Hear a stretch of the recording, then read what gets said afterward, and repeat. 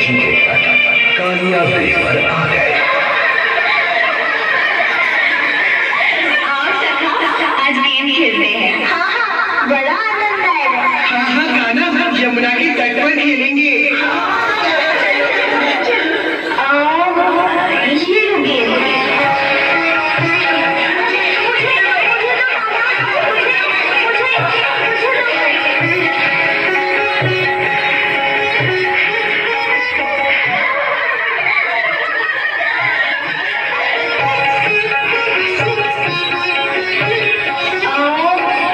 ये लो गेम।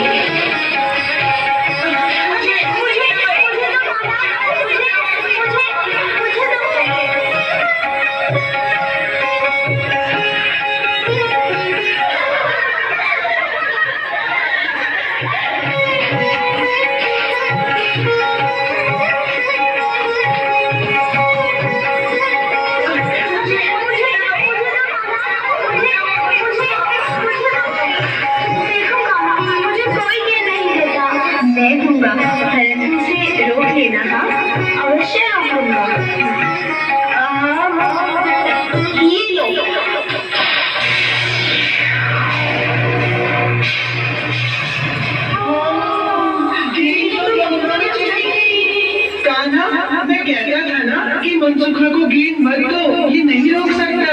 अब यहाँ से गेंद लाएगा कौन? इस मनसुखा को भेजो, इसी के कारण तो गई है गेंद। नहीं, मनसुखा को क्यों? वो बेचारा डूब जाएगा। तो तू ही लेके आ गेंद। अच्छी बात है, मैं अभी लेकर आया हूँ।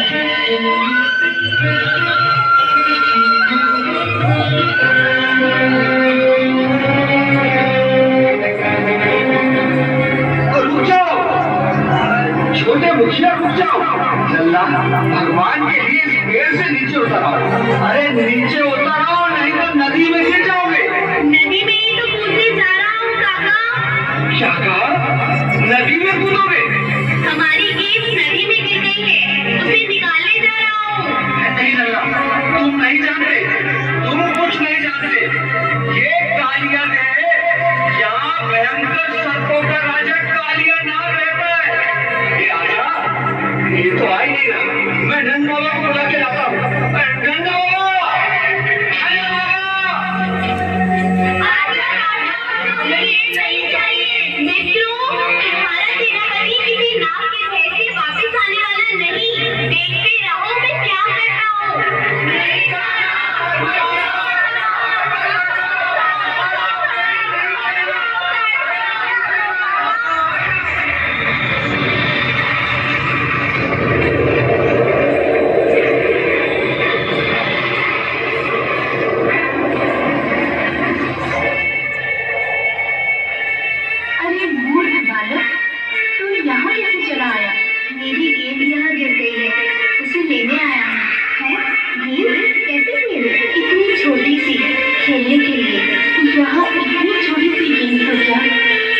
यदि हाथी भी गिर जाए तो नागराज के विष से भस्म हो जाता है। चलिए तू अभी तक कैसे बच गया? जा वापस चला जा। खाली हाथ लौट जाऊंगा तो मेरे मित्र मुझ पर क्रोध करेंगे। मित्रों के क्रोध से तो तुम बच जाओगे, परंतु नागराज के क्रोध से कौन बचाएगा कभी? हाँ, अपनी पति के क्रोध से तुम मुझे बचा लेना मैया। मैया, तूने मुझे मैया कहा? कितना बोला है। एक केस के पीछे क्यों अपने प्राण गंवाने चला आया? देख पाया, ये सर्पों की राजा कालिया का देन। यहाँ आने पर कोई प्राणी जीवित नहीं बच सकता। तेरा भाग्य अच्छा है बालक, नागराज अभी सो रही है। तू जल्दी यहाँ से भाग जा। अब जब यहाँ तक आ गया हूँ तो नागराज से मिले बिना कैसे जा सकता हूँ? हे बालक, क्यों अपनी जान के पीछे पड़ा है? हे ईश्वर, इतनी सुंदर, इतनी कोमल देह, क्या पल भर में भस्म हो जाएगी? नहीं, हरी पद्मी, ये बात हट करने का समय नहीं। चल, मैं तुझे बाहर तक छोड़ के आती हूँ। मुझ पर दया ना करो नागरानी, अपने पति पर दया करो। उसने हमारे वृंदावन को अपने विष से दूषित कर रखा है। उसने हमारे यमुना जी को विष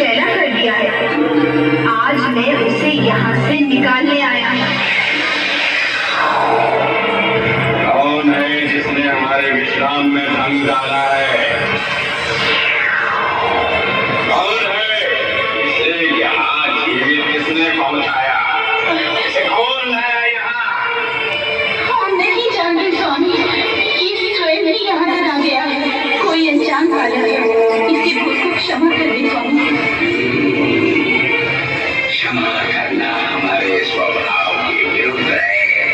ये स्वयं ही काल का दास बनने आ गया। कौन हो तुम? मैं कृष्ण हूँ नागराज। कृष्ण?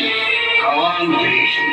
वो कृष्ण जो काल का भी काल है, वो कृष्ण जो तुम्हारे जैसे दुष्टों का विनाश करने के लिए धरती पर अवतरित हुआ है। हमें पहचानो सर्पराज, इससे पहले कि तुम्हारे दुष्कर्मों की अग्नि तुमको ही भस्म कर दे, हम तुम्हें एक अवसर देते हैं कि तुम अपने अहंकार को त्याग कर सच्चे हृदय से हमारी शरण में आ जाओ। हम तुम्हें तुम्हारे पापों से मुक्त करके क्षमा कर देंगे। हमें दया की भीख मांगने को कह रहे हो? जबकि इस समय तुम्हारे प्राण हमारी दया पर निर्भर है। देखो, कैसे आती है। नहीं स्वामी नहीं, मुझे क्षमा कर दीजिए, बहुत भोला वाला है ये। अच्छा रानी, इसकी मृत्यु सामने खड़ी है। अब इसे कोई नहीं बचा सकता। नागराज, वास्तव में तुम्हारी मृत्यु तुम्हारे सामने खड़ी है। हम तुम्हें अभी बचा सकते हैं।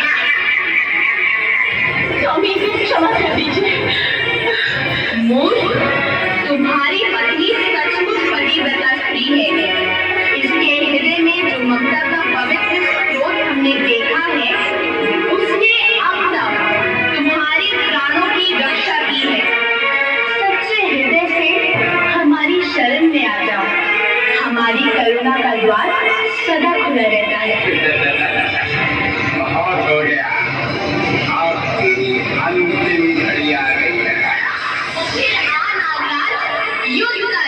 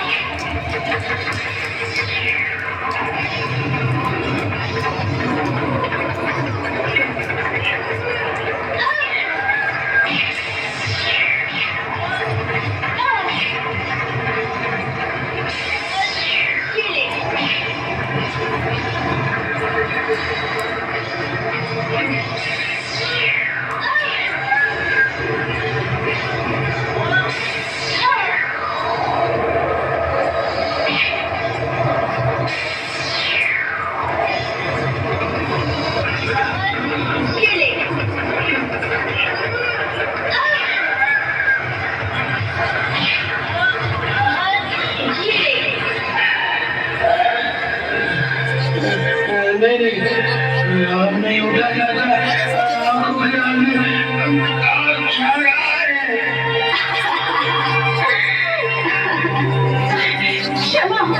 क्षमा कीजिए ना, हमारे प्रति में दया कीजिए।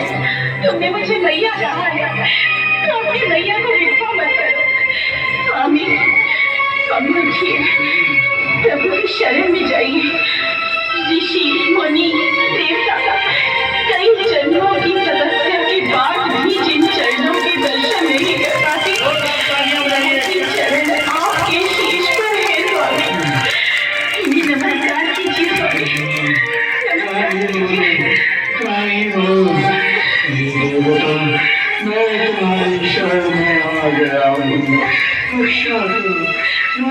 करो, मेरी रक्षा करो। तथास्तु।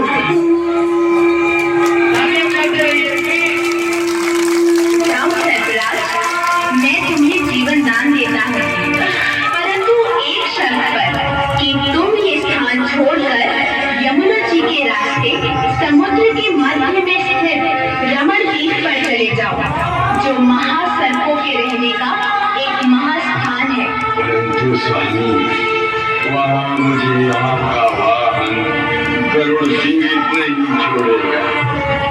आप तो जानते हैं प्रभु कि सौरभ मुनि के श्राप के कारण गरुड़ जी यहाँ नहीं आ सकते, इसलिए अपने प्राणों को बचाने के लिए मैं यहाँ आकर छुप गया प्रभु। नहीं नागराज, अब गरुड़ तुम्हें कुछ नहीं करेंगे। अब तुम्हारे फनों पर